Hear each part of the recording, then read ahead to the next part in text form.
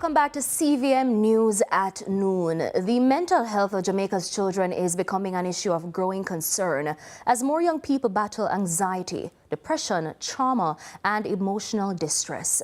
Experts say exposure to violence, bullying, academic pressure, and social media are all contributing factors, while limited access to mental health services continues to leave many children without the help they need.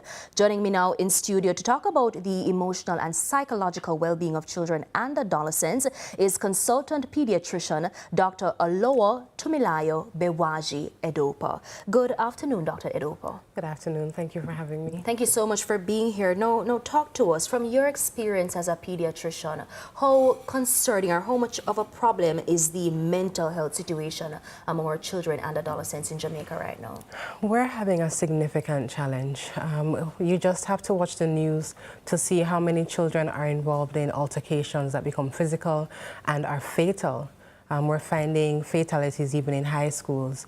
We're having children who are committing suicide. So we do have a significant challenge. We have a real issue that we need to deal with. What are some of the most common mental health issues we're seeing right now? Okay.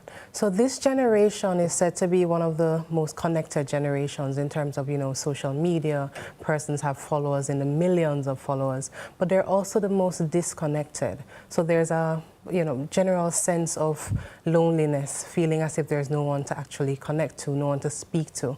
We find a lot of depression, a lot of anxiety, a lot of just, self-esteem issues really in this time. So there have been several reports of seizures recently, especially in adolescents who are either preparing for exams or who are in the process of sitting their exams. What's the correlation between academic pressure and a child's mental health? And have you noticed any increase in children seeking medical attention for mental-related issues? It has a significant impact. When a child's mental health is affected, they may not be able to say, this is how I'm feeling, this is what I'm going through, but you see it kind of in the external behaviors. So they may be unable to perform when it comes to exam time. They may just freeze, actually. Or they may experience this as more of a personally physical situation, so abdominal pain, headaches, or just a lack of desire to do things that they normally enjoy.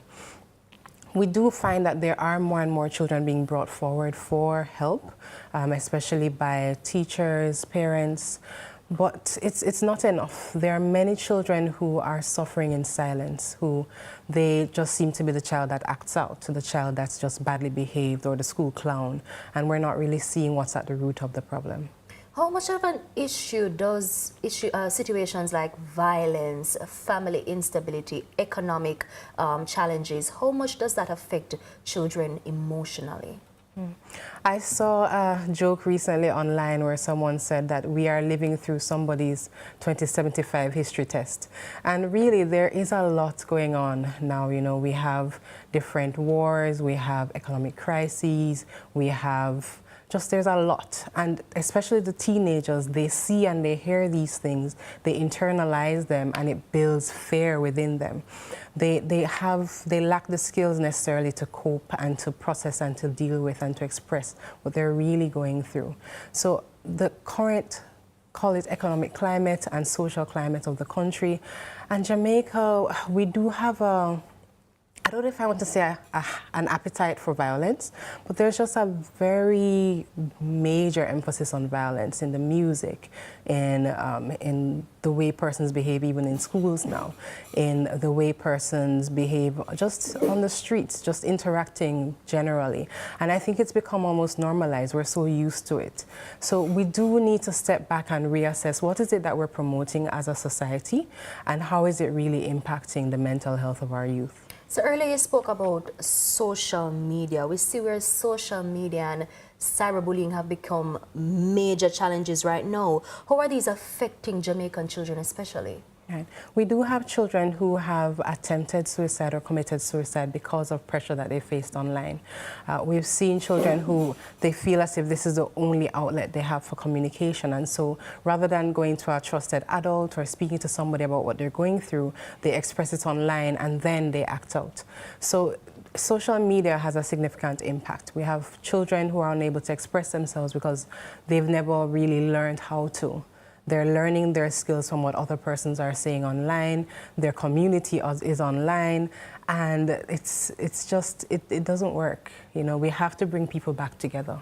So we see where many parents may not recognize the warning signs of mental health struggles, because it's a natural thing. You hear that somebody turned 13 or 14, once them touch teenagers, yeah man, she not like talking to nobody again, or he might lock up in a room from now on. What symptoms or behavioral changes should we be paying attention to? Okay, so it's very important if you have a child who was otherwise performing well in school and now you notice that their school performance is actually declining, or if they seem to be more withdrawn, so they were talking to their peers before, they were going out, and now they're more in their room, they don't want anyone to talk with them, they just want to be by themselves. If they used to be involved in specific activities, things that they enjoyed, and now you find that they just have no interest whatsoever in things that they used to enjoy. If they seem to be more anxious, if they seem to be just generally sad, or a sense of hopelessness. And if at any point in time a child expresses to you a desire to commit suicide, then you have to take it seriously and get them help. Speaking of getting help, do you believe that our schools here in Jamaica are adequately equipped with counselors and support systems to help the students? Because in the average school, you may have 1 or 2 guidance counselors, maximum 3. Right. Do you think this suffices? Our school populations sometimes range in the, from high hundreds to high to thousands. And 1 or 2 school counselors is just not going to be enough. Then we also have a dean of discipline. We need to inject more support into our schools. We need to have more school counselors. We need to have more mental health professionals. There are some schools who are able to afford private mental health professionals, and they do see the benefit of that. But our public schools do not have that advantage, and we need to start just injecting more help. There's this stigma surrounding mental health in many communities. How dangerous is this stigma, especially when it comes to getting children the early intervention they need? I think as a culture, we're so used to the madman. That's what we think of when we hear about a mental health challenge. But really, we all have mental health challenges. We all have things that we struggle with, things that we need support with. You'll hear therapists say that every therapist needs therapy, so they all get counseling. So we need to rethink the way we see mental health and mental health challenges. It's not just the person that's on the street that's homeless, though they need support too. And it's just, coping with challenges in life. Have you gone through a recent loss? Did someone in the family pass? Are you grieving something that you thought you would have achieved and you didn't actually achieve it? Are you dealing with anxiety? Well, it's important to remember our mothers as well with postpartum anxiety, postpartum depression. So we really do need to destigmatize mental health issues, and I think rethinking the way we see mental health will make a significant impact in that. And just before you go, what can we be doing right now? What practical steps can parents, teachers, and even policymakers take right now to better protect and support the well-being of our children in Jamaica?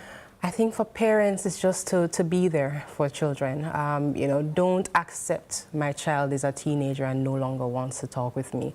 Be there. Teenagers do respond when you're just there, you're doing activities together, you get them involved. From a policy level, we do need to change the way we support the schools, we support the parents. There's a lot of support that's needed. There's a lot that just needs to be done, and we need to inject funds to be able to actually achieve those things. And from a society level, I think the way that we see violence needs to change. We need to see it for what it is. Our children and our adolescents are observing all of this, they're internalizing it, and they're acting it out. We're seeing it more and more in the news. And so something does have to change. All right, thank you so much. That was consultant pediatrician Dr. Olowa Tumilayo Bewaji Edokpa. Thanks so much again, Dr. Edokpa.